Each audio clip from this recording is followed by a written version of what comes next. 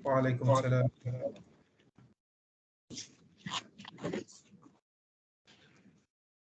Okay, let's begin our session today with the recitation of Kitab Al-Fatiha.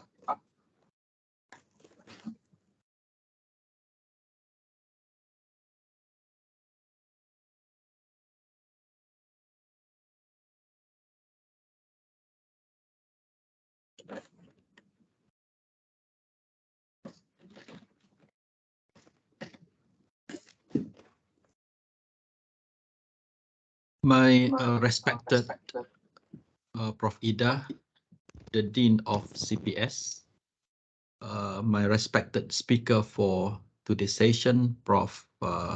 TS Dr. Mira Kartiwi, Director, Center for Professional Development, IIUM, Deans, Deputy Deans, academic staff, administrators, ladies and gentlemen. First and foremost, our syukur and gratitude to Allah Subhanahu wa Ta'ala. It is due to His mercy and blessings that we are able to be here this morning. My special thanks and acknowledgement, especially to Professor Mira for her time and willingness to be the speaker for our event today despite her busy schedule. And we believe that the topic that she is about to deliver will give us more insight and will shed us light on the strategy of implementation of micro-credential in higher education institutions, and in particular at IIUM. To kick off the program today, please allow me to welcome Prof. Ida, the Dean of CPS, to deliver her welcoming remarks. Assalamualaikum warahmatullahi wabarakatuh. After you've heard the kind introduction by Dr. Nur Amali, where all of us are respected, as usual, he's been very gentlemanly and polite. I don't think you need any welcoming remarks. I mean, that's very welcoming already on his part. No, welcoming all of you to this session. Everybody hates speeches and listening to speeches. I hate that as well.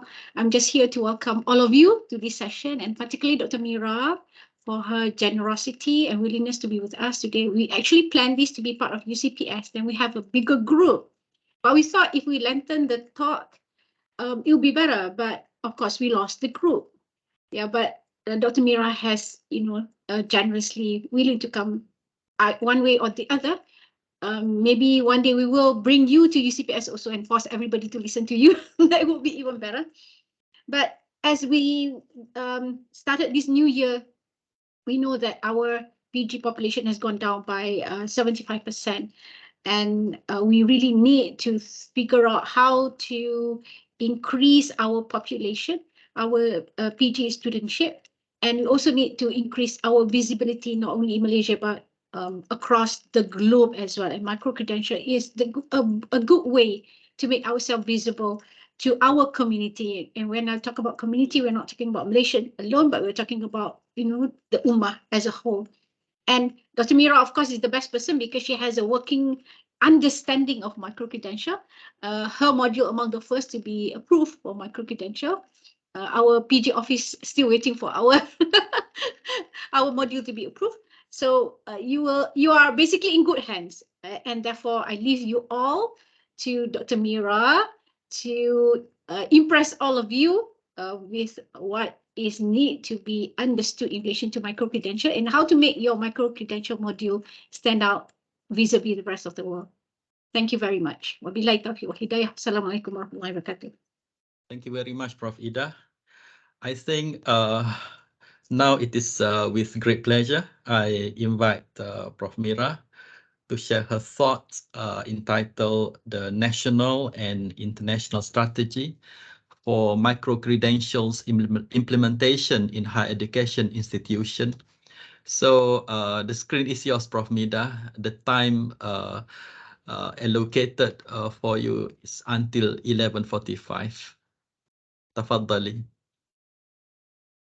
Okay, Jazakumullah khair, Dr.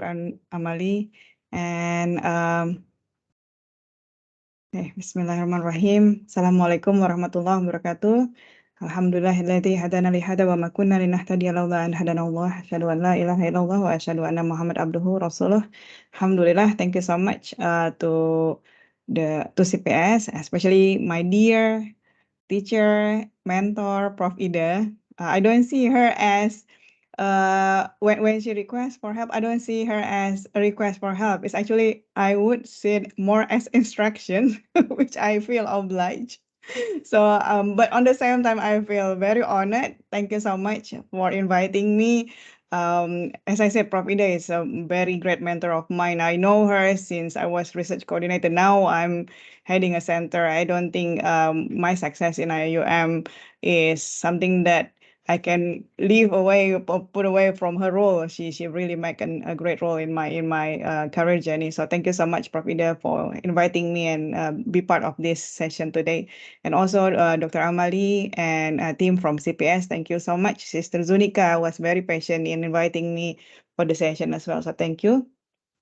So as what has been highlighted by Dr. Amali just now, we have narrowed down the topics to the strategies, but I think when we focus on the strategies, it would be better for us to also understand the landscape or the thing that we will be uptaking, which is the micro credentials. So if you don't mind, there will be some revision sort of or refresh topics on what is micro credentials is, just to make sure that we don't have any misunderstanding on what micro credentials is, because I have heard there are quite a lot of assumptions and a very I don't think it's a misunderstanding, but it's more to people have been getting different messages from different offices in university. So I would like to realign to what we have on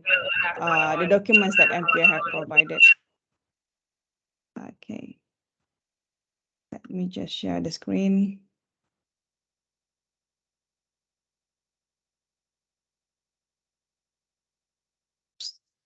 Sorry.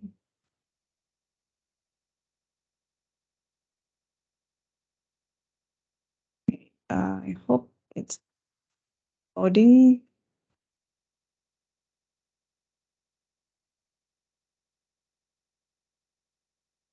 Okay. Is it showing properly? Is it loaded properly? The slides? Yes, Prof. Yep. Okay. All right. Bismillahirrahmanirrahim. So this is what we're going to discuss today is on macro credentials, national and international strategy on its implementation in HAI. So we will be looking at the local, which is what most of IPTS have been doing in Malaysia when it comes to macro credentials, as well as the perspective of macro credentials internationally. But I'm not going to spend a lot of time on the international initiative or strategy, because I think there are quite a lot of reports, white papers, and statistics has been provided on this uptake. And recently, I was invited to visit one of the university in Indonesia. It's quite new, private university, but their focus is on building a lot of micro credentials. And to my surprise, within 2 years alone, they have produced more than 200 modules for undergraduate, especially. Okay. Okay, so if I can start with this on micro-credential, I know, again, I'm sorry if I have to refresh, bring back this topic, but if I can start with something from my Mentimeter. I think everyone knows when I present something, I always have Mentimeter with me. So if you don't mind, if we can start with this, so at least I know the everyone perspective when it comes to micro credentials. Let me just try to pull the link out.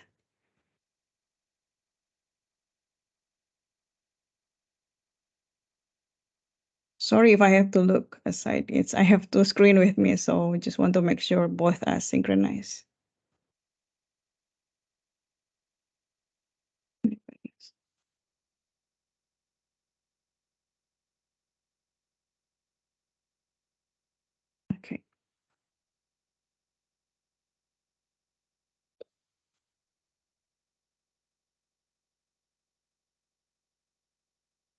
Okay, so I will share the link, or you can also visit this.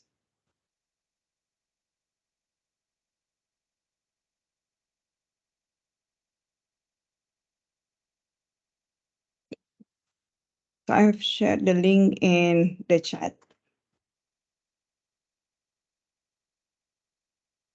Okay, if we can start with the first few questions first, so at least I know if there's any misunderstanding on micro-credentials that were not clearly conveyed in the last sessions, because I believe this was the second sessions on micro-credentials.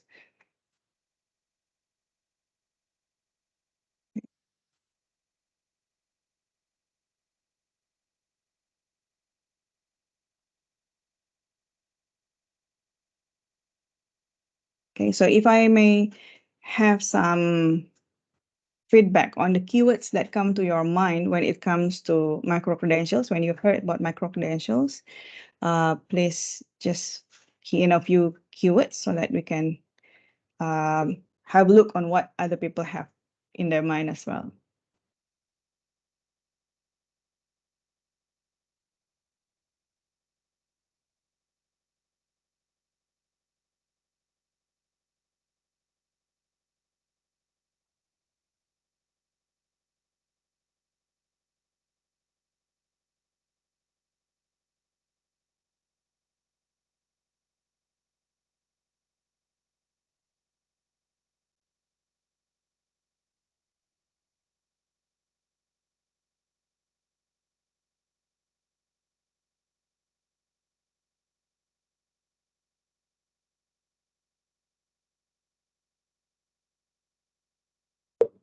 Okay, so we have 3 response so far.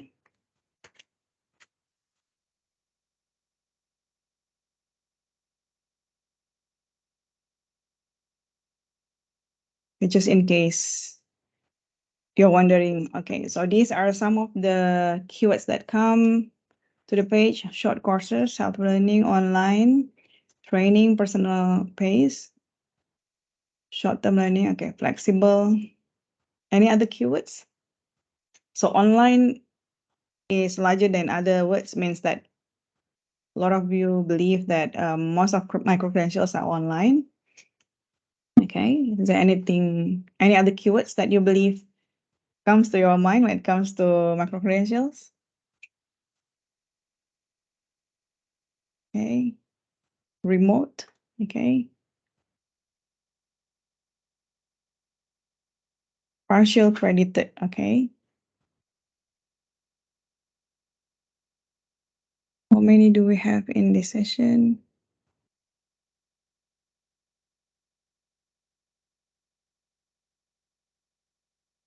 Okay, all right. So these are some of your response. If we can go to the next one, if you don't mind. If I can have some feedback from you based on what you have understood from micro-credentials.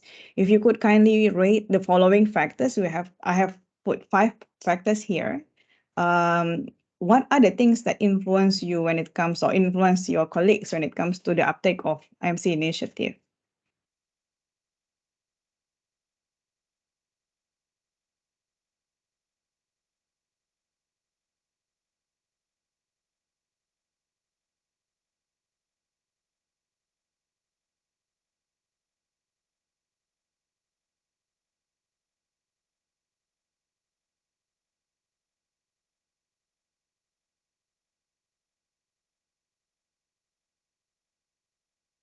Okay, any other opinion?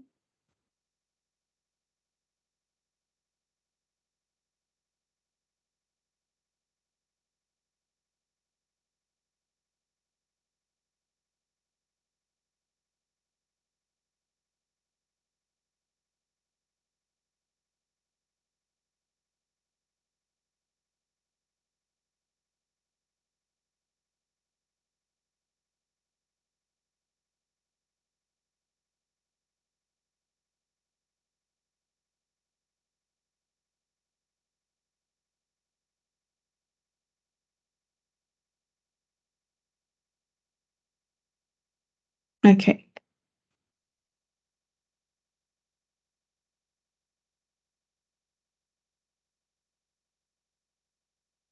Okay, do we have anyone else? Nope. Okay, so I will just pause for a while. I will close the voting for a while and then we'll proceed to the slides. Okay, but if you don't mind, please please have a look on what we have at the moment on the screen. Okay, so at the moment, the directions from the university, the directions from the kuliah, the incentive is very much similar in terms of weightage. But the impact of learners, our awareness whether it can actually benefits the learners as well as how to actually do it. That another factors that perhaps by having this, I can then have a case to actually promote the hands-on part, the how-to part to designing the micro-credentials. Okay, but just in case, I will just leave it open just in case you would anyone else still in the process to hit the submit button. Okay, so I will just leave it as is. We will proceed to the next questions later, but let me just resume with the slides.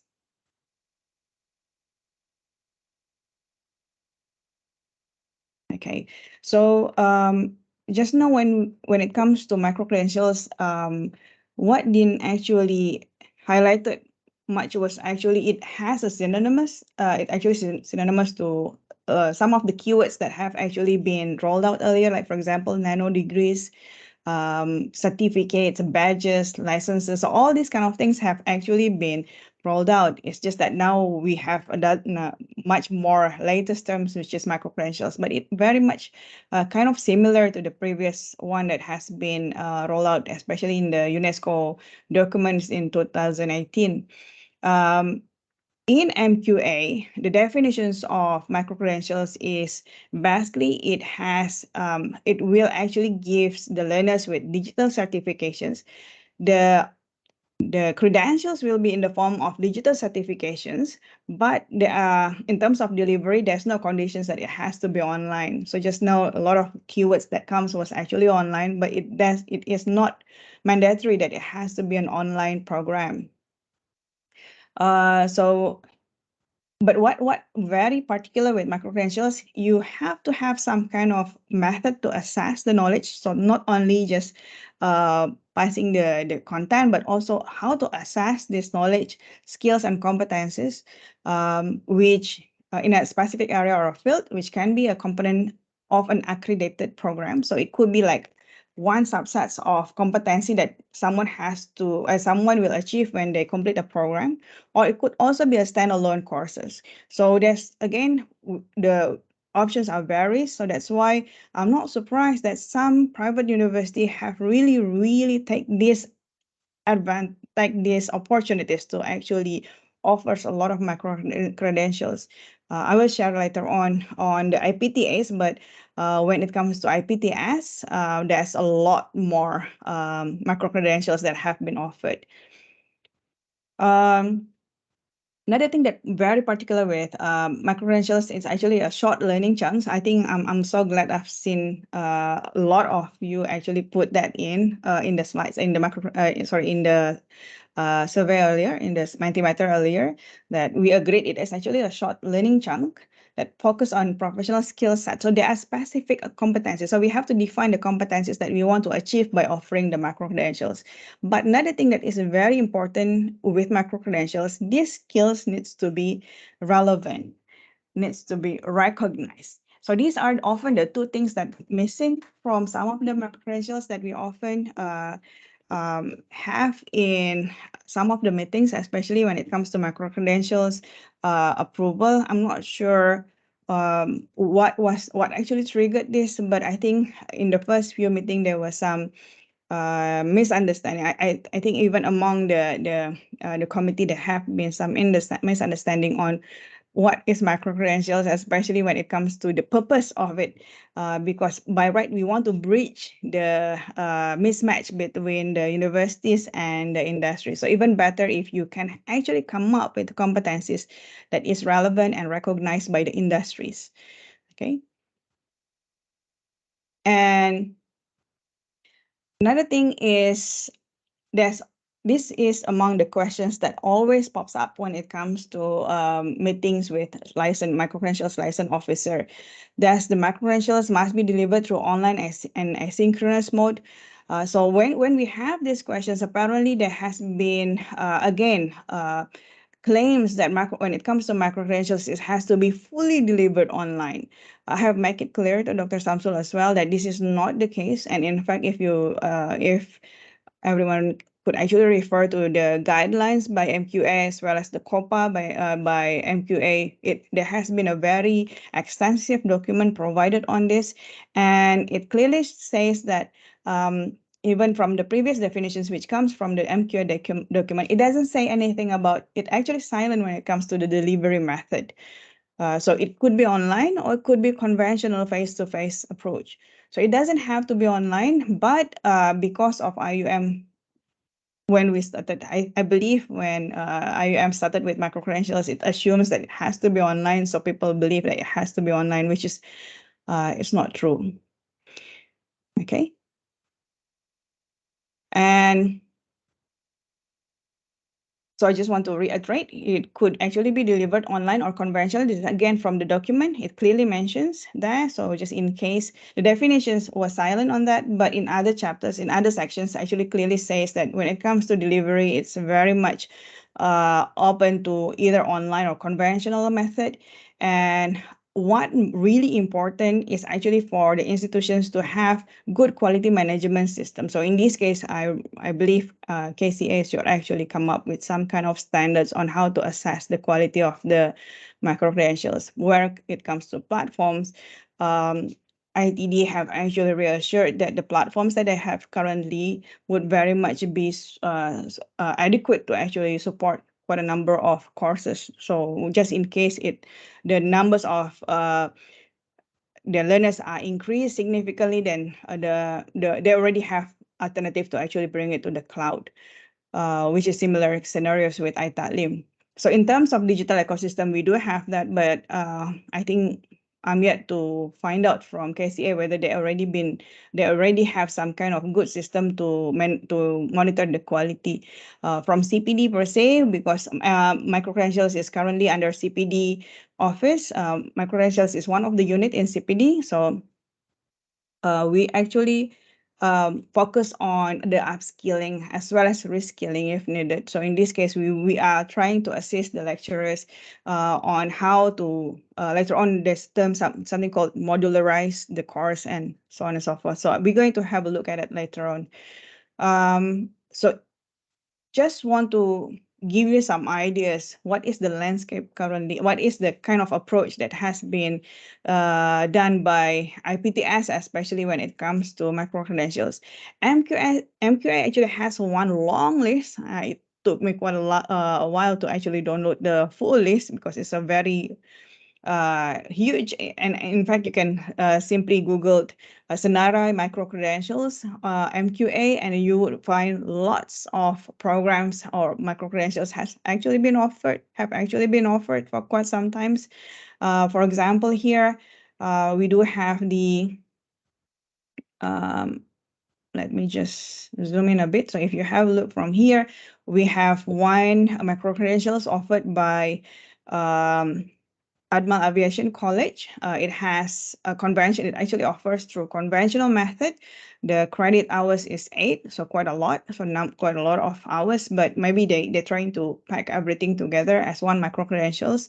And in here, as you can see, it actually have the reference numbers for accreditation. So it means that MQA have a process and mechanism to actually see whether this program can actually be rolled out. Another example, if I can just proceed to the next slide. This is another example from IMS University. It actually have 2 credit hours. As you can see in here, the delivery method is blended. So there are some face-to-face seminars on the same time. There's also some online learning, which is asynchronous. This is, if you have a look in here, it's actually part of the course, which is have already been accredited courses, which is pharmacogenomics.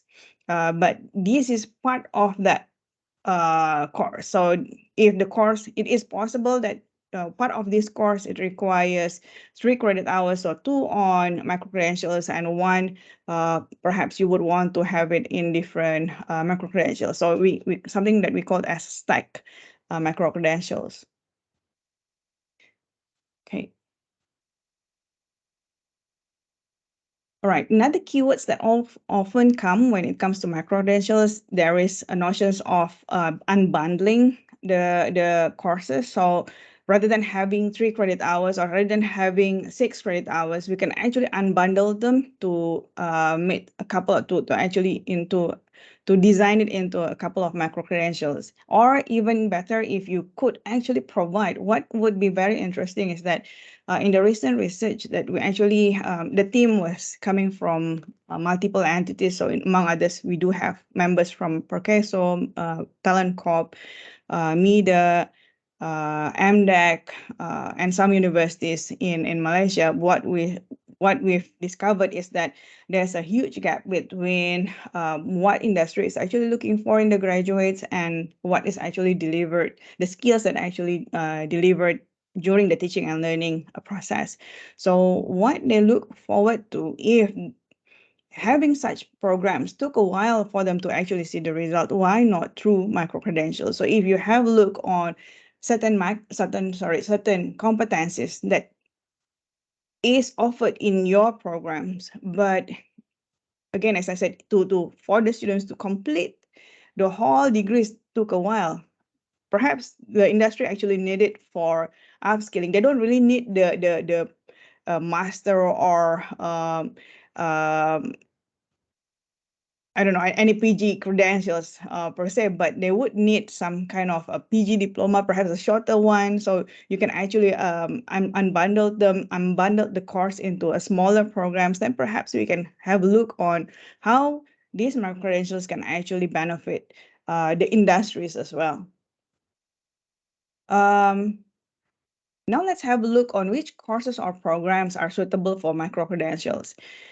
Because as I said earlier, micro-credentials can actually be offered from any accredited programs at any MQF level, but we do have conditions. Certain level is not or is not allowed, not only not allowed, they will not have they will not provide any mechanism to actually accredit micro-credentials, which is part of foundations programs or programs which assess fully by the thesis or dissertation. So if you have research, for example, master by full research or master by, I'm not sure.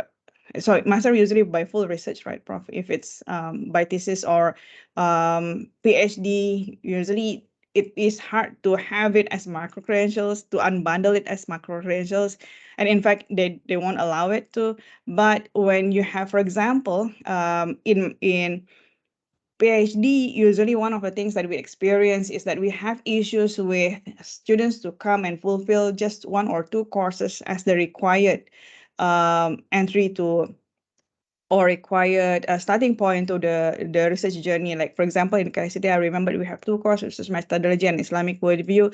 If those courses can actually be unbundled, and then we can actually offer it as macro credentials, I think we don't have a lot of issues with people have visa problem just to attend these 2 courses, because even for Indonesian to stay 6 months is we required visa.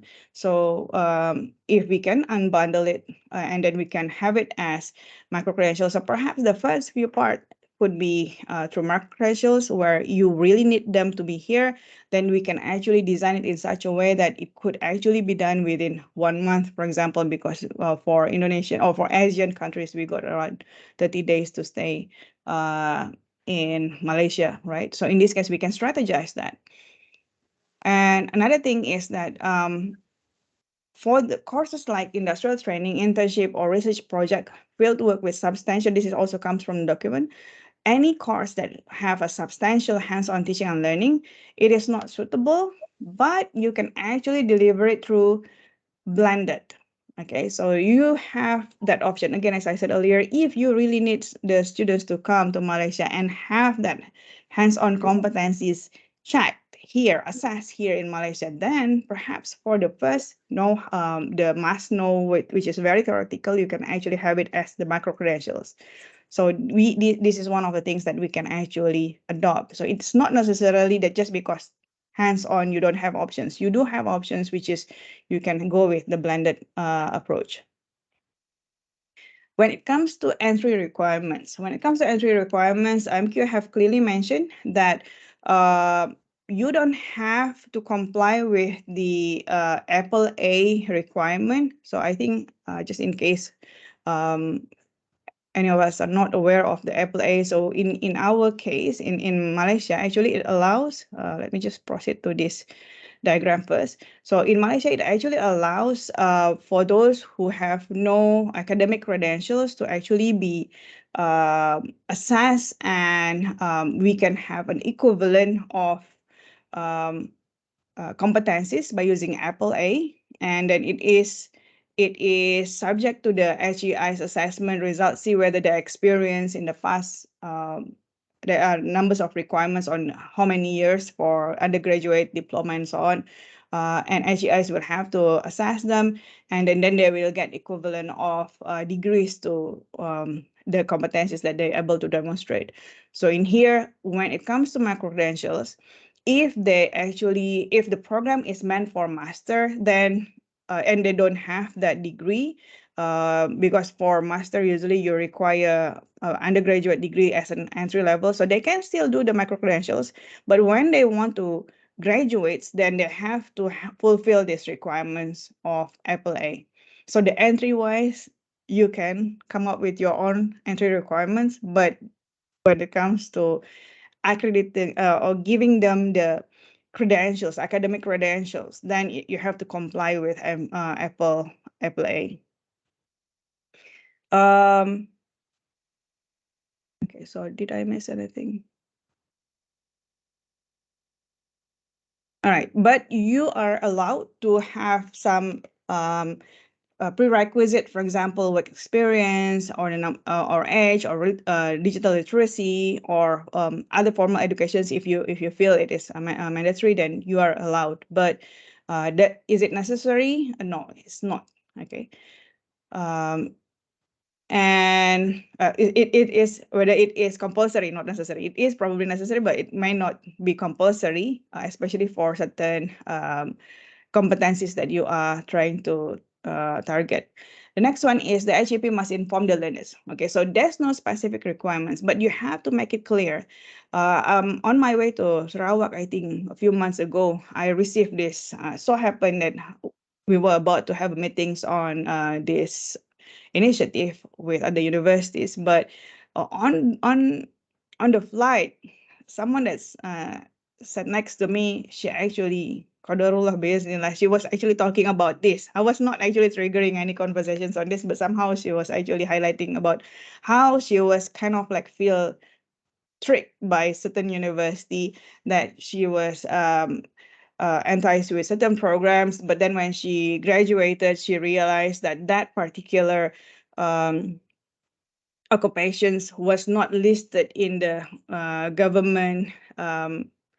I don't know what is the thing, the role that, or the job that actually should get certain competent, certain degrees or certain, I don't know. I think we have call, right, competency critical occupation list, but how the university actually termed it is different, and it promised certain role. But when she brought those, when she brought the certificate to certain ministries, the ministry said it is not the kind of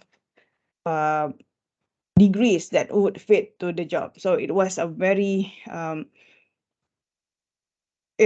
not nice, because again, I think these kind of things we need to do some homework when it comes to claiming whether the graduate will fit to certain roles, because apparently this is not the first case. This is said.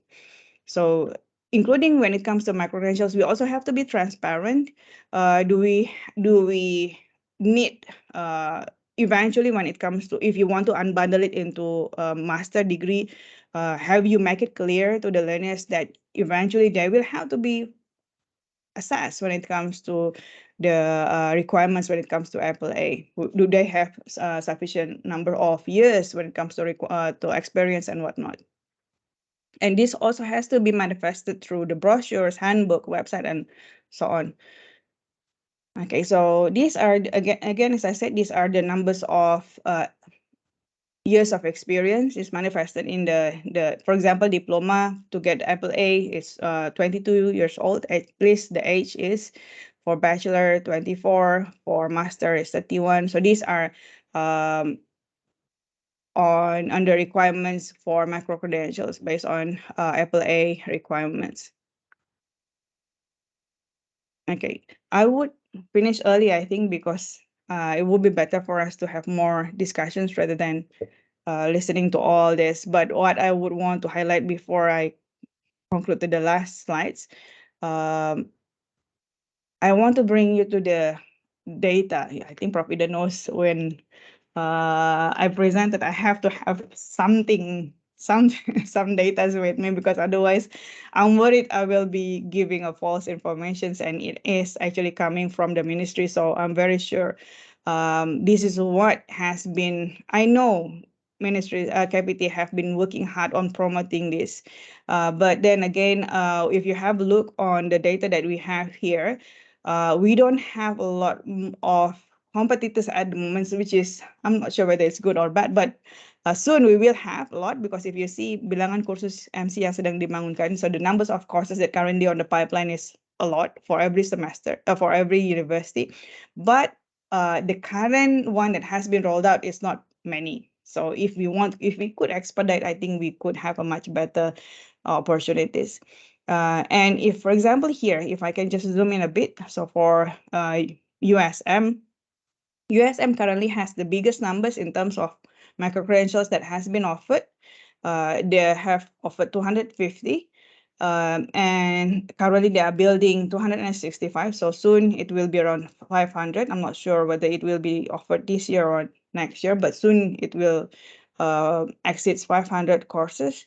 And if you have a look on the numbers of students that actually have been participate in their micro-credentials is amazing. It's almost 30,000. But if you have a look here, mostly from locals. And in the last meeting, I think they've corrected. They do have a lot of students that actually have finished the program. It's just that during the presentations, the data was not there. So KPT just put it as tiada, which is the USM have reviewed, and they will provide the latest data as soon as possible, which means that they do have a lot of students that have completed, but they don't have any international students at the moment. Whereas a different strategy to what UMP has been doing, UMP has been offering quite a lot of courses as well. So 20 has been rolled out. But if you have a look here, most of the students that are actually taking the courses is overseas student. They actually design the micro-credentials for overseas students. So when I sit down with the directors from UMP, and I was asking why does she actually focus on micro-credentials that actually targeting the overseas, the international students, she was saying that this is to actually address the issues of lack of registrations from international, because I think all of us aware the challenges of visa and whatnot. So she get the requirements, she get the modules or the requirements of the modules from universities overseas. She designed, so the UMP actually designed it and then rolled out for other universities. So I think this could also be another strategy that perhaps Kuliah could have a look into. So again, as I said earlier, some public universities prioritize courses that have already been modularized, and preferably with industry partners.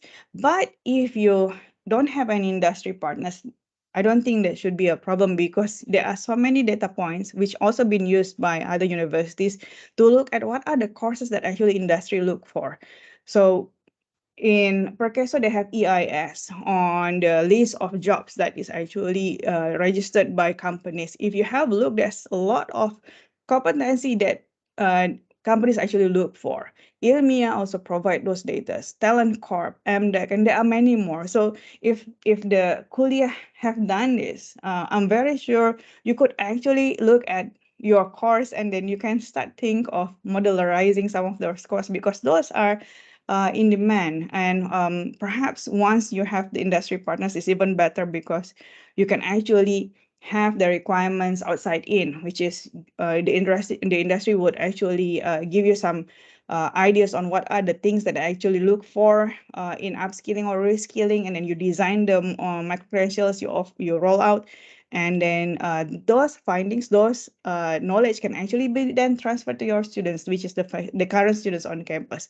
It's a good ecosystem, I think, and if we can take advantage of this, if we can take advantage of this initiative, I'm very sure it will benefit not only the industry but also the university. And last, on the internationally, I don't have a lot of slides on this. I just want to highlight this one. Maybe we can bring into the discussions later on. So this has been the landscape internationally, especially in Asia.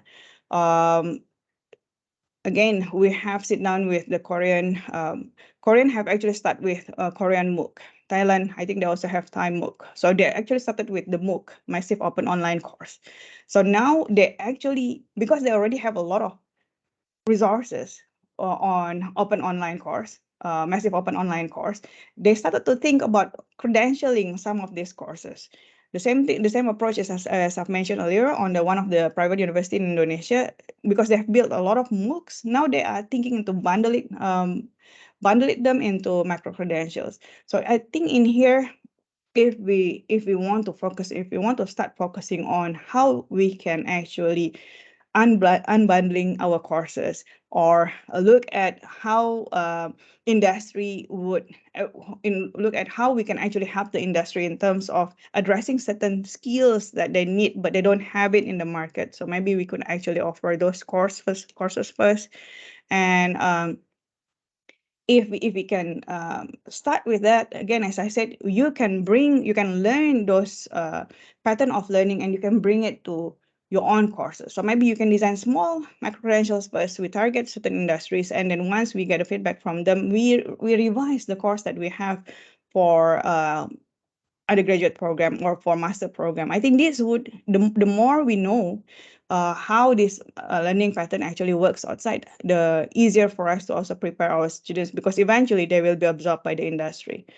So I think that will be all. But before that, if we could go back to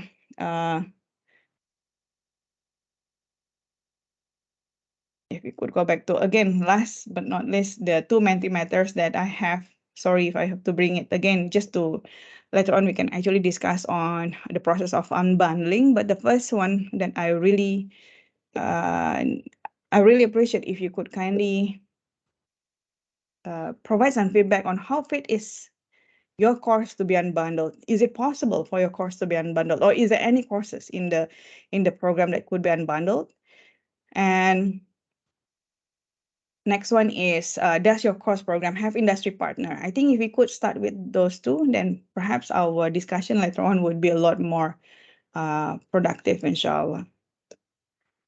Okay, so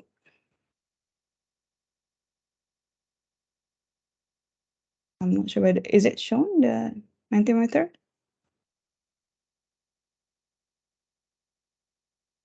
Okay.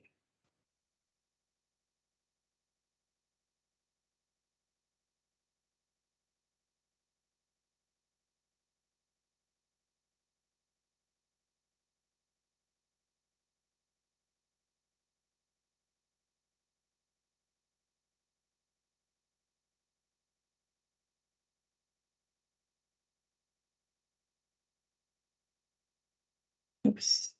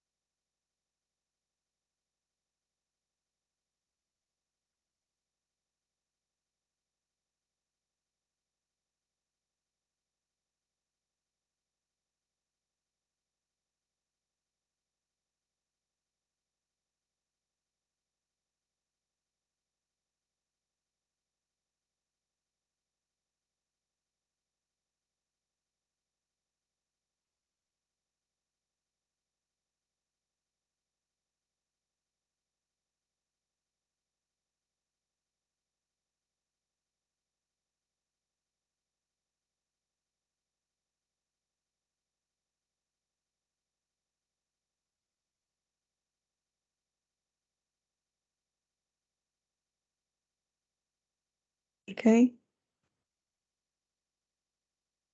Glad that finally we have on the industry driven. Okay.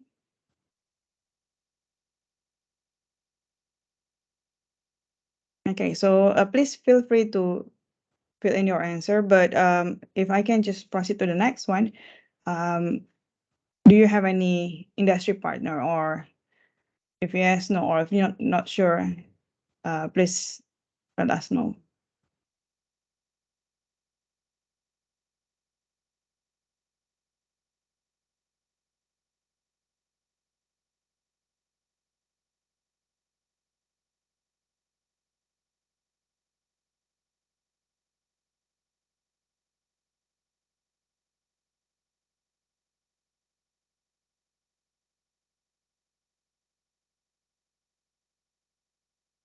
Sorry.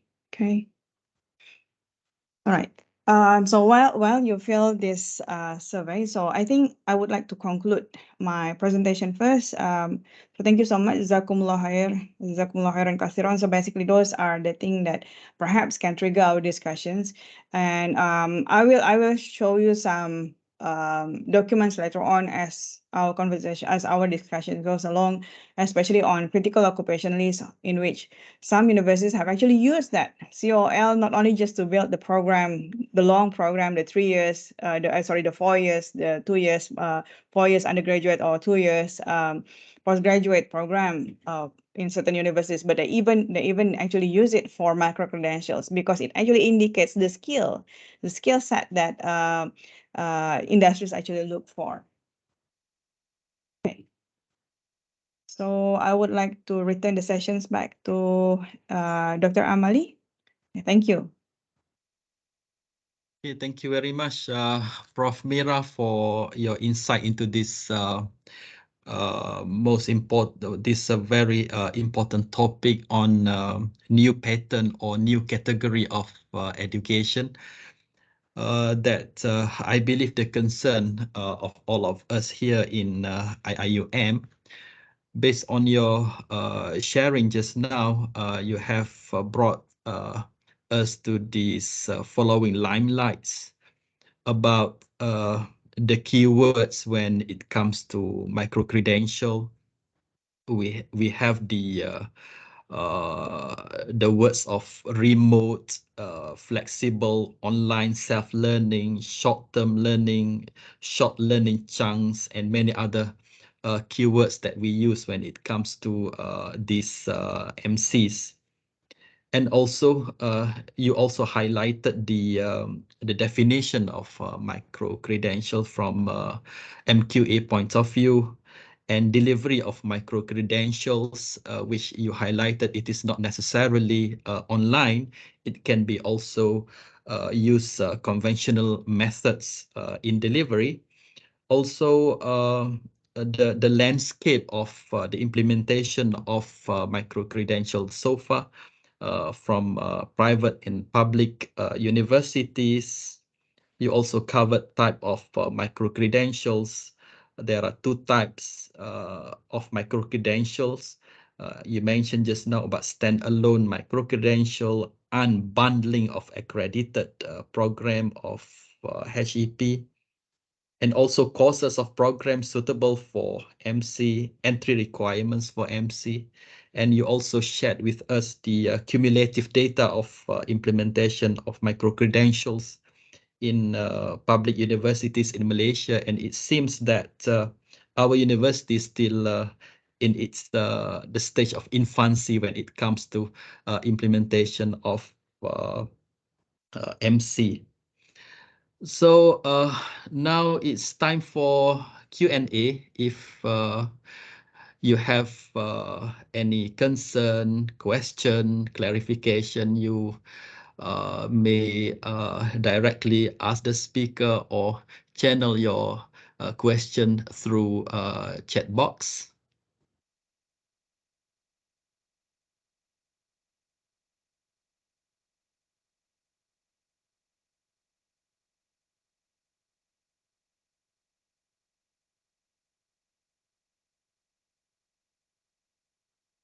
Maybe I should start.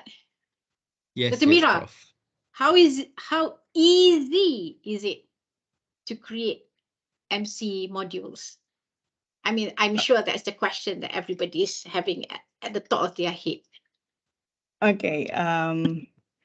I think the biggest, because when I actually, before I have to make disclaimer, before I created my first micro-credentials for IUM, I've actually created micro-credentials for an institution or site.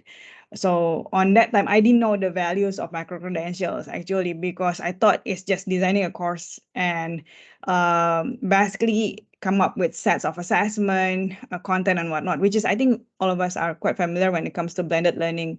But when it comes to micro-credentials, I think the biggest chunk of issues would be, we don't want to have it too big, like a course of 3 credit hours.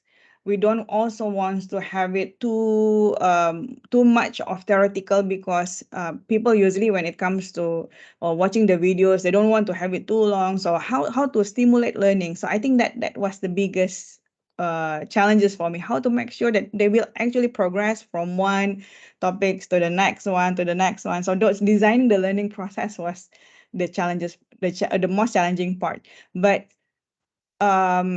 do we have to get it in the ideal in the first go? I don't think that's the case, because I realized after I designed the first round, I get the feedback, because now, if I'm mistaken, the institutions have actually purchased the course, and I received the feedback from them. After the third cohort, then they give me a list of things that perhaps it can actually be covered into another course. So I think these kind of things perhaps. But I regret, why didn't I choose? Because last time we don't have micro-credentials yet on IUM, but now I'm thinking of having that on campus. I think we should have that. I regret why did we allow other institutions to have it? But if we design for IUM, we can bundle it, and then we can have it as a proper program, a proper degree like master, for example. But that designing the learning process, Prof, the most challenging. Recording, whatnot is trivial, but making sure the modules work is the most challenging part. I'm not sure whether that answered your question, Prof. Not so directly.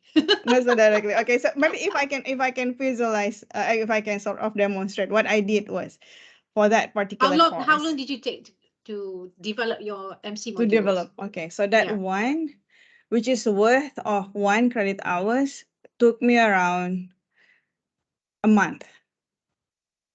Took me around a month, which is 1 credit hours. 1 credit hours. 40 hours 40, learning. 40 hours of learning, yeah. 40 hours of learning with, I think total contents was 7 multiplied by 6, 42 hours worth of video. Sorry, 42 minutes, not 42 hours, 42 minutes worth of video. So I chunked it into 7 minutes at a time. We have 6 modules. So 7 multiplied by 7 multiplied by 6, 42 minutes, plus readings, plus quizzes, plus self reflections and hands-on. Total is around, because 40 doesn't mean that 40 in front of but the times that they will need to revise, to prepare, to all, and I accumulate is around 40 hours in total, yeah. And I split these micro-credentials into 6 modules. It's a so stack. one credit hour, 6 modules, eh? Yeah. Just in a rough estimation for But most of us who've never done it before, right? If I want to go with that modules, no, I'm not going to go with 6 modules. I would want to go with like 3 modules at a time. That's one of the things that actually comes in the feedback. It was too big. The module was micro-credential. The course was too big. May as well. It's actually divided into 2 smaller courses. Then it will be more meaningful and impactful. Because to have that long, the feelings of have to wait for 6 modules to actually achieve something, apparently it wasn't a good idea. That's the part that we need assistance, actually, the unbundling. Unbundling, yes. Yes. So inshallah, once you have the course that you feel, I think the industry need this. Let's unbundle them. Let's modularize, and then let's unbundle them and see whether the certain topic you would get sufficient market to get the course rolling. I saw some question in the chat function, Dr. Mali. Yeah. Okay. Let me check. Okay. The question from Prof. Shamsul Amri. My area is tourism marketing, to be specific. I'm not sure whether there are already such courses available in micro-credential, but I'm quite sure. I'm just concerned whether my effort would be like reinventing the wheel. What's your opinion, Prof? Okay, for tourism, in general, I think we do have some, but I'm not sure to what specific topic that you would want to focus on, whether it's on guide. I think we have to look at the competency per se, not so much of the course, because tourism could be some courses out there, but the specific competency that you want to target is not there. So I think we should identify the competency first. Can that competency be translated into micro-credentials, which I'm very sure 90% yes. The 10% usually, if you really need someone to supervise you doing things, then that's a very hands-on, which is perhaps it may not be a good approach to actually have it as micro-credentials. But yeah, I'm very sure there are. You can actually have a look on the, if I can share here, the list of the Senara micro-credentials by by MQA. So I'm not sure, tourism, is it, they have it as this? They're using okay, so if you have a look here, apparently some universities have actually doing that, like Help University. And if you have a look here, there's quite a lot of tourism, but it actually tied to a degree program. For certificates, so far there's only one, which is Cybernetic International College. So this is mostly IPTS that is listed in the MQA. For IPTA, for public university, and we are still in the process of building this kind of database for all universities to actually refer to. But if the private university have started to doing it, sometimes eventually public will actually follow the suit. So I'm not sure whether they have any, but the private university have done it. But again, it may not be the competency that you are actually aiming for. So feel free, especially if you have something that is unique, value-based kind of micro-credentials, which I'm very sure at the moment people actually look for additional value add in terms of learning values for certain sectors in the tourism industry. Okay. Prof. Yes. Prof. Shamsul also would like to see the Okay. samples of your work, Prof. I Any wish links I to could. that? Can you share your modules, your videos? That'd be nice. The videos. One. Okay, let Yeah. me see whether. Share your module, how you unbundle them. Okay, I cannot show the one that they have in the platform, but I can show you my videos that I have last time. One of the videos lah that I have. See whether I can get it here.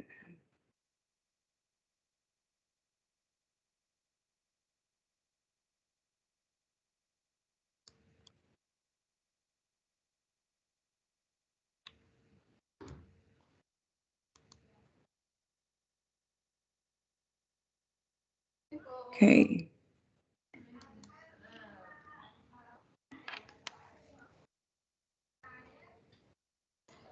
Goodness. Yan, bagi Zima je.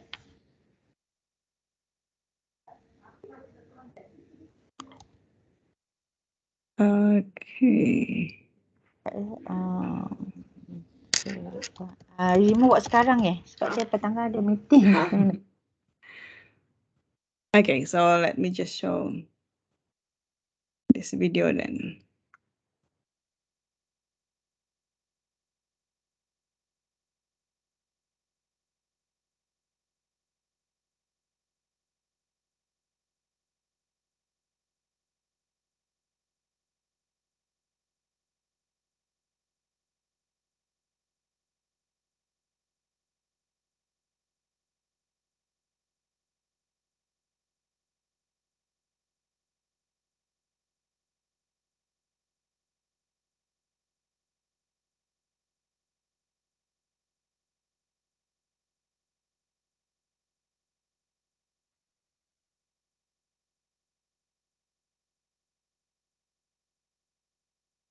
Okay, so this is how the course looks like.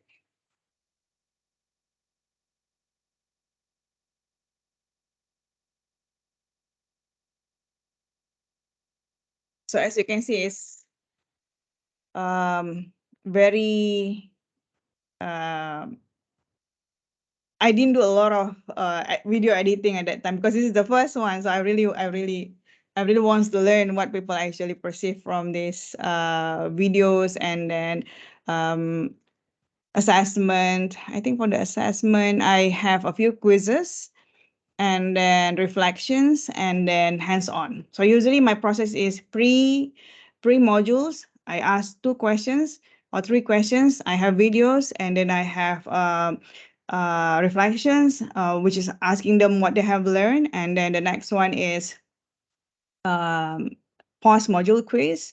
And then which is actually basically the post-module quiz is the questions that I asked earlier, see whether they can actually answer it now. And then the next one is hands-on.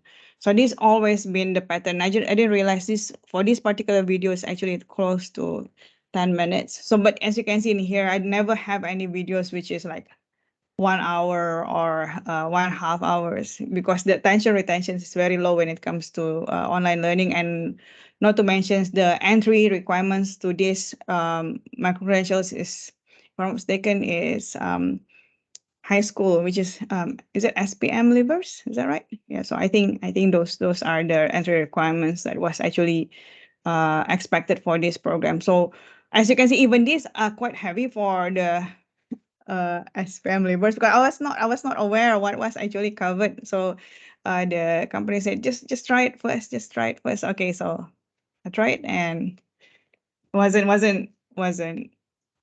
satisfied. I myself wasn't satisfied. So yeah. So this is So what I this have. look like your slides, right? There's no your Yeah. face does not appear also. For this one, yeah, I opted not to. On some other videos, I have. For this one, no. only certain slides. I think on even some other videos, only on certain slides I have my face on. Yeah. And you don't have to. You don't have to. I think the challenge is always to compress your 1 hour lecture, because you were so used to talk for 1 hour. You compress it to 10 minutes. That's the challenge here. Yeah. That's why if you have your modules, if you have your course outline, so my next plan is to unbundle my data analytics. Let me just show you my data analytics course.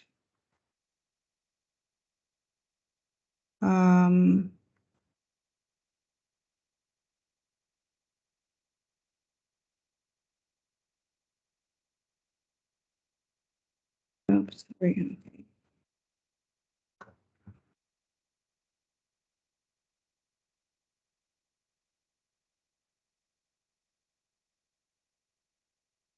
Okay, so if I can, I'm planning to unbundle this one. Okay, so I have a couple of topics which I can actually unbundle because for example, for the first few courses, this is basically kind of the introductions to my data analytics. Everybody should be aware on what is the purpose of data analytics in the business. Everybody should aware on how to make sure that the quality of the data is suitable for analytics. So I can have it as one micro-credentials, this one alone. These 3 topics, I can have it modularized. So this is the first modules. making sure that everyone is aware there are requirements when it comes to analytics. It's not just you have data and you can do analytics right away. And then the second one is kind of like I would term it as a beginner to analytics. So this one probably introduction. So this is analytics for beginner, and then I could just cover a very basic analytics, that a simple how we do analytics on spreadsheet before we actually touch a much bigger complex tools. Let's have a look on how data can actually offer using the spreadsheet. It's actually a steep learning curve, spreadsheet is. So I will demonstrate using this, and then once I have this, then I will go with much advanced topics in analytics. So forecasting, trend line regressions using a much complex tools. For example, we have Rapid Miner. So these kind of things. Then I can go into, and this could be like another modules, and this could be another module. So this, I could come up with 4 micro-credentials just from this alone. This is what we call as stack micro-credentials. So one course, you can unbundle it into 4, 3, there's no requirements on how many is the ideal. What matters is, can you really ensure that the learning actually happens when the students is progressing from one module to another module. That is that's usually the challenge when it comes to stack credentials, making sure the continuities of learning is actually happening.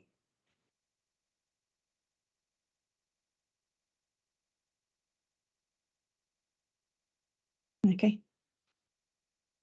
I'm not sure. That's it. Hopefully that's answered. There is a question from Sure. Siti Hawati regarding the requirements for registration of MC at IIUM. Is it should be through MC unit?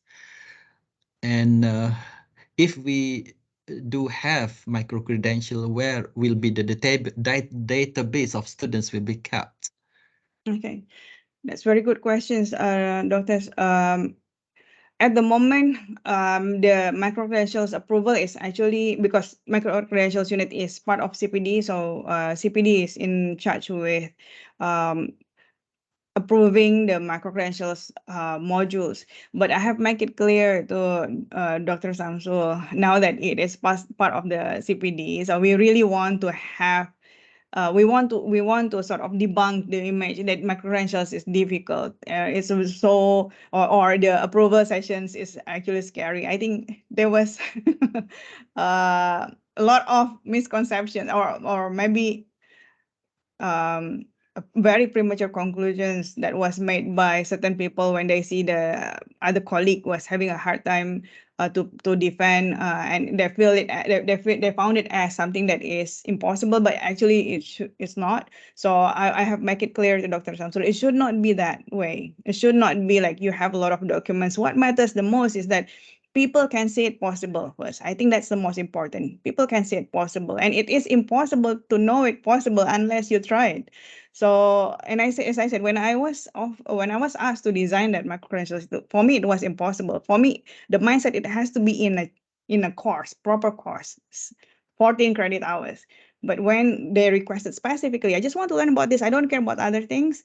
We have other courses that actually prepare them for this course. So just want to have this part specific, then to have that, it's another art by itself. So it is possible. It takes a lot of errors, but you will never know what's right until you try that part.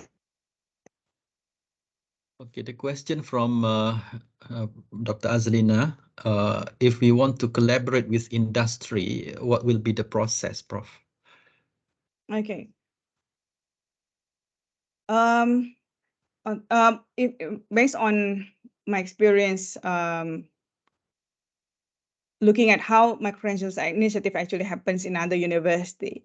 For example, I know last time in one of the meetings with Kuliah of Nursing, if I'm mistaken, that you have that PD, professional development requirement for all nurses, and specific, especially for specific topic. So if you know that there is requirements for nurses, and the industry, especially for hospitals, for example, are requiring certain specific competencies that you want to be covered, and you don't have many actually offering similar courses, that you can actually focus on that. So although you don't have a direct engagement with the industry, but as long as you know what industry needs, we can try to identify those competencies first by looking at all the courses that you have in the program. So if you look at all the courses that you have in the programs, is there any specific course that address this competency? If this course was designed as 3 credit hours, can this competency be fulfilled by making it into like one? Because in one course, usually there's a lot of competencies, right? So if this particular competency can actually be addressed by the content of that course in 1 credit hours or 2 credit hours, then maybe we can have it before any other courses. We can prioritize this course first, because you know the market is there and you can actually offer this to the hospitals, for example. You can actually offer it to Ministry of Health. So although there's no direct engagement with the industry, but you know the market is there. So I think this is one of perhaps the strategy that we can actually approach. It doesn't have to be the course that the industry clearly say, I need this, but you can get that data from, for example, again, if you don't get that information, you can use the critical occupation list. Let me just show you here. I'm not sure whether anybody have seen this site. I came to know after a few meetings with Talent Corp and Perke, so they actually have it public, having it public for a while, for many, many years. So let me just show this.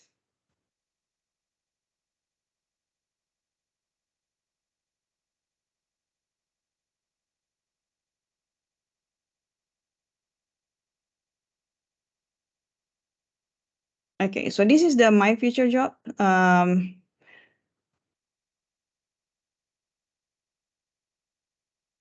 Okay, so for example, your faculty is on, like what I have here, data analytics. So data analyst. And I'm not sure, sorry if it's too small. Okay, so in every of this, I'm very sure you know that we have some informations on the kind of, the kind of skills that they actually look for. Okay, so for example, some of the keywords here is managing and designing report. If you have a look, some other things, analytics, there's specific skills. For example, again, report, presentation skill, communication skill, risk analyst, data analyst. So these are some of the things that we can actually get from here, because this actually very specific competencies that they actually look for. Maybe we can, for example, if there's for example, okay, so this is an example of e-commerce data, e-commerce transactions data. The one that I designed just now, the micro-credentials, is actually for e-commerce data, how to analyze the data that comes to your e-commerce platform. So this is the input. If you cannot get industries to actually give you the requirements is there. Job street and whatnot is also there. Another one is critical occupation list. Critical occupation list also shows what are the competencies that that the graduate or the employee should have when they join the workforce. Okay, sorry, I have to ask my son to, wait a sec. My goodness.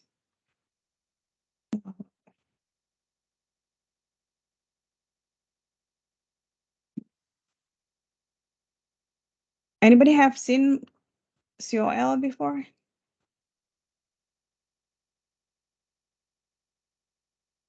Okay, let me just.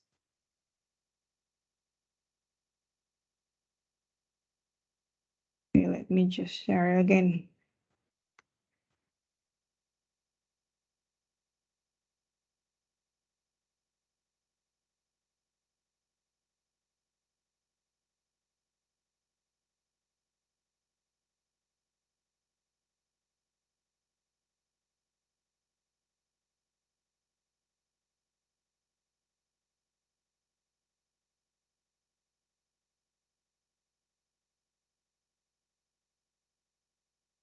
I'm very bad with Microsoft Teams. So this is another one, COL. Every year, I think what 2022, it will be released.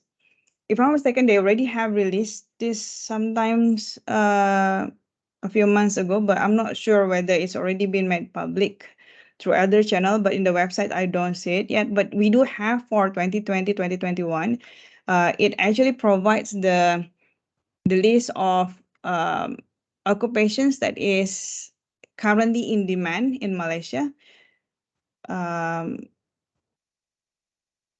sure whether you can see it.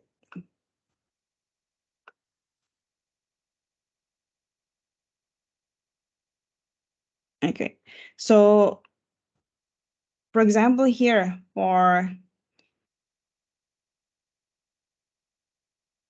okay, so for example, here for this one is engineering. What are the skills that currently lacking? What are the skills that currently in need? Problem solving. So these are the top skills, technical skills, or analytical skills. For technical skills, what are the specific skills that I actually look for? So maybe you can also look at this and again map to your courses. I'm very sure there's a lot. When I look at the courses, for example, in my kuliah alone, there's so many courses that actually we can take certain part of it and then we offer it to the public or we offer it to the industries. If in the long run you are interested to have it as or bundle it as master, that's even better. But if we don't have to start with master, the whole package master program, perhaps you can have it as postgraduate diploma as a smaller one. I don't know what would be feasible for your kuliah, but we do have a lot of courses that we have in our kuliah can actually be unbundled. The problem is, I think we have that assumption that it has to be this, it has to be it has to be 120 hours of learning. Otherwise, no competency will be achieved. So I think that that kind of very the mindset that we have been having for the traditional learning will not be helpful at all for us to embark on micro-credentials because it requires learning in different way. And for I'm very sure all of us aware, you can actually look at your own children, their learning process are different. So for us to actually believe in the same way as what we have been taught, I think we are taking a lot of learning opportunities from them. So again, let's look at our own courses can actually be modularized. If we can modularize, I don't want to start with the introductions. It doesn't feel meaningful for me. I want to start with the advanced analytics first. It's okay. Doesn't matter. So it doesn't have to be developed in that sequence. So it means that people that will be taking that course will have specific pre exposure to the knowledge and the entry requirements will of course be different from other modules if you start from the introductions to analytics, for example. So these kind of things, it doesn't have to be, you don't have to start with the beginner versions. You can start with whichever that whichever modules that really motivates you, and then we can work backwards if you want to have it as stack, which is fine.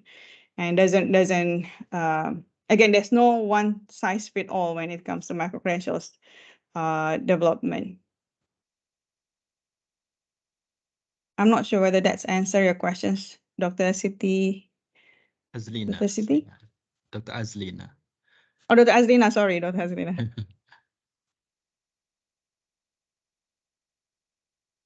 So any other question? Before that, just to Prof. Mira. yeah. Dr. Hafiz from INHAD. Okay. So just would like to ask you about the micro-credential in conventional modes. Can you explain a bit on that conventional modes? Okay. Just now, like for example, the aviation course, of course, it requires hands-on, a lot of supervisions. It requires coaching, so it doesn't allow to be blended. So they adopt the micro-credentials, the full, if I'm not mistaken, it is part of a diploma programs, but they narrow it down into certain micro-credentials. Maybe the total hours is around, I think for postgraduate is around 40 hours, right, Prof Ida? So 40 hours, they bundle it into 5 micro-credentials. Rather than they call it as course, they call it as micro-credentials, 5 micro-credentials, and then they stack it together, and then they put it into master degree. Or on the same time, you could also have, as part of your master degree, the students should fulfill these courses equivalent, or some of the courses equivalent to XYZ micro-credentials. That you can also approach it that way. So in this case, again, there's no rules or rules of thumb of one size fits all, that you have to come up with 5 micro-credentials for master. You can have 6 for undergrad. There's no such a thing. But if you could map that to your program, for example, one of the things that I really want to promote is in-heart. My goodness, when I talk to a lot of universities, they are actually looking for these kind of courses. I thought that in-heart will actually be the first one to volunteer, because there's so many courses in your program which I could easily turn into micro-credentials. So if you have that, you could have that one as one of the, I don't know, like sometimes in movie you have that trailer, right? So it's kind of like a trailer to the full programs that you have. You entice them rather than enroll in a master. You enroll them with one of the micro-credentials. If you want to get this credentials as an academic credentials, let's come to IUM, and then these are the full programs. So you could actually have that. So conventional means that you can actually have it as face-to-face. But if I think for in-heart, I would suggest maybe you could look at potential to have it as blended, so you can get international market. Because in the list of the MQA scenario just now, Mhm. so I can see that most of the list doing by conventional. So that Not makes all. me a bit more confused. Not all. I think a few programs like the one that in the first few, yes. But if you look at certain program, especially for APU, help, some of the programs, I think I even look at MMU. Actually, they offer it as either blended or fully online. Especially for not so hands-on courses. But aviations, of course, you cannot have it as online. Otherwise, the flight would go in different directions. Okay, thank you, Prof. Mira. Okay, welcome. Any other question?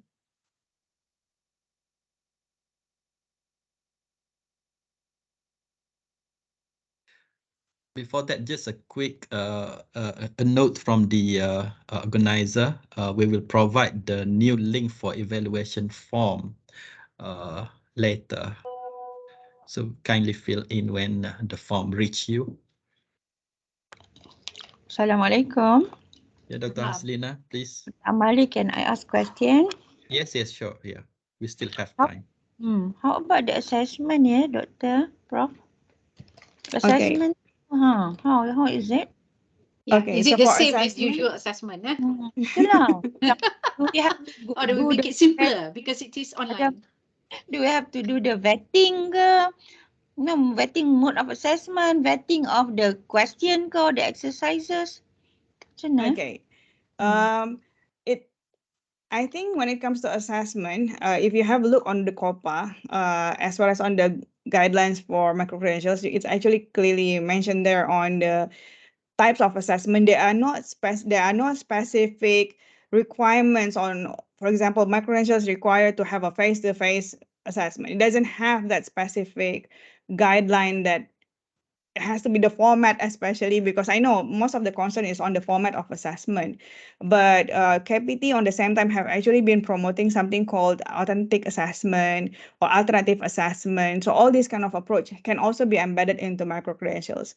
For example, in the case of my micro-credentials just now, it would be nice to have a quiz, right? So just quiz and then, okay, you know everything, done. But it doesn't really convince me that the person have the competency to actually get analyst, for example, or intro, even like beginner to analytics.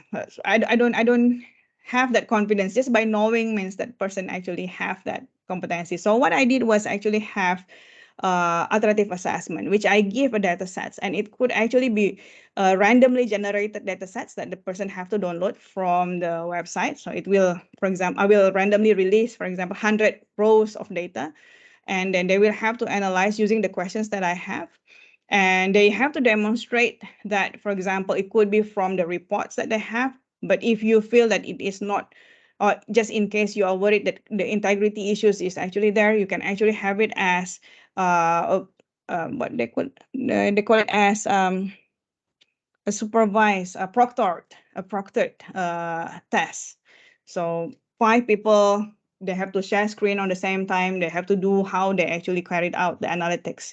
So that could be one of the approach. If you feel that that is the way which you can believe the person have the competency. In Islamic studies, I think they also have some kind of proctoring approach, but I'm not sure whether that would actually needed for all courses. But I know certain micro-credentials, because it doesn't really have problems in assessing competency hands-on part, so they opt with exam-based. But again, it goes back to the instructors and the module owners whether that's sufficient.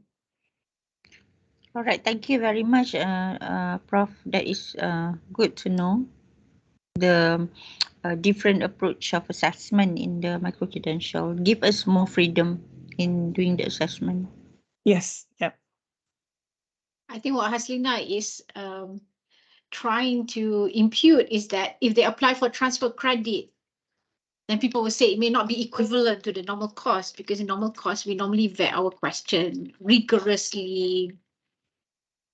It has to follow a certain process and that kind of thing. Yeah. Yep. So it could be like, for example, the questions in the micro-credentials. If you feel that those kind of things would become an issue later, you can also have that vetted the instruments that you have for micro-credentials. You have a team to actually vet the kind of questions that will be embedded into the micro-credentials. But on the same time, I would like to ask the questions. Now that we have people offering a lot of programs in different universities, and we are accepting people from different universities, how do we know that they have the competencies that we are expecting them to have? How do we make sure they do have the competency? Because I experienced quite interesting challenges with some of the students that I have in my MBA program. I thought that they would have those exposures to certain skills, which I believe that it should be covered in undergraduate, but they don't. So what's the difference with micro-credentials? I think those monitoring of quality should not only be in micro-credentials, but also with any other programs. Yep. Dr. Aiman, switch on the camera. I thought you want to ask questions. No. Sorry. Thank you. Okay, thank you. Any other questions? If I know what is the worry, if I can get some feedback from the kuliah, what is the concern when you have micro-credentials? Is it you are worried that the students will not come to IIUM physically because you have it as online? I think those are the most common concern that I receive, which I don't think that should be the first concern that you have. Because I think that if the students, honestly, from overseas, because I'm international, so I know they would want to come if some other issues not related to academic settles, like for example visas and whatnot. Those are more concern as compared to they are not coming because of micro-credentials. I don't think this is the main concern. But if we can offer this together with your existing program, it complementing your existing program, they can strategize. Like for example, just now, if they cannot come for the full face-to-face course, you unbundle your modules. They could come for certain, and they can't come for example, for month fulfilling the assessment and whatnot. So they can strategize. The learners can actually strategize the learning journey. Prof. Mira, the trauma of recording your lecture. Okay. Why you face trauma, Taslina? In recording Yeah. lectures? Yes. Why? So many rehearsals. Oh, okay. Especially if you have to compress it. If you have to I will compress give you it, the trick. from 1 later hour on. to 10 minutes, it's pretty tough. Yeah. Yeah. Yeah. I tough. mean, Yeah. actually, that is difficult. But yes, Prof. Mira wants to share with us some tricks. Yeah. What is it? For my videos, my trick was, I know I just want to be in the cameras for a few seconds, for example, 30 seconds. So I prepared the script, I record in front of me. So it will be like I'm reading. The students feels that it was naturally, but it's not actually, it is scripted. Better, isn't it? Better. Okay. Scripted better, Aslina. Yeah, scripted. You So didn't it's script. script yours when you did your I've never recording. had a script before. Okay. So yeah, Alright. just for the first 30 seconds, and then I move on to the voiceover, And then the one that I did. you record it on your laptop, on your desktop. Yeah, you don't use any professional assistance like No. going to the studio or whatnot. No, Tak. no, but Alhamdulillah, CPD has studio now. So if you want us to assist, we do have the recording studio, and we will assist, inshallah. Okay. So it will be more professional. We have green screen. We have cameras, 4K camera, or the very high resolution cameras, and we also have the talent to actually assist which angle for which kind of topics. So you can have a much more professional compared to what I have just now. It was a very self-productions video, but I think now it will be a lot more better because we do have the talent. Good. Yeah. Because I think it has to be look for professional, Prof. Exactly. Yes. I don't think I would be able to sell that course now. That's why I feel I so regret. I should have not let out. Embarrassment. Thank you, Prof. Thank you. Yes, Prof. From Hamiza JSM, if a student is certified with certain modules or subjects of MC from another institution, can we use it for credit transfer? Yes. The big framework now is CTM, Credit Transfer MOOC, or Credit Transfer Micro-Credentials. It's already been endorsed by MQA. And in fact, it's not recently endorsed. PG regulations also have been revised to allow that credit transfer. Yes, yeah. Alhamdulillah. So yes, it is. We allow that. And if you want to have a look on the equivalent, I think there are some documents in MQA, as well as, I'm not sure internally, do we have that equivalencies, Prof? To how many, if I'm not mistaken, there's a cap, right, on how many credit hours can actually be transferred? The normal rule apply. Yes. Yeah. Okay. It's the same like any other courses. Normal credit transfer is the same. Right, Yeah. Zunika will tell. Zunika, what is the maximum for credit transfer?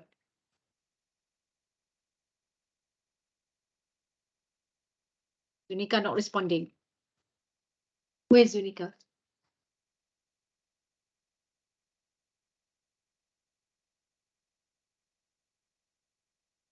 Yeah, but anyway, we do have Zunika that must be somewhere.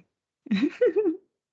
But yes, we do have that mechanism, and in fact, it's not only we do have that mechanism, it is encouraged to be implemented because we want to give this flexibility. We want to reduce the numbers of dropouts from universities, and so this kind of initiative is actually we democratize educations. I think just now there was supposed to be another questions. I'm not sure. Yeah, I heard the voice just now. Any question from the floor?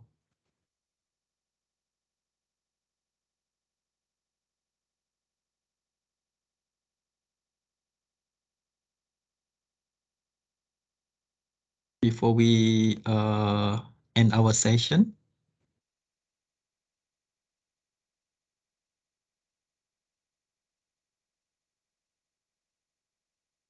No. Right. So we have reached the end of our session. On behalf of CPS, we would like to once again thanks Prof. Mira for your wonderful presentation and also wonderful sharing. And also to all participants who actively participate in this session, thank you very much. We hope that you will benefit from today's sharing. And of course, try your best to devise, to strategize, to modularize what you have towards implementation of this micro-credential in your respective kuliah. And apologize for any flaws and shortcomings from my side in moderating this session. Let's conclude our session with recitation of Surah Al-Asri and Tasbih Kafar.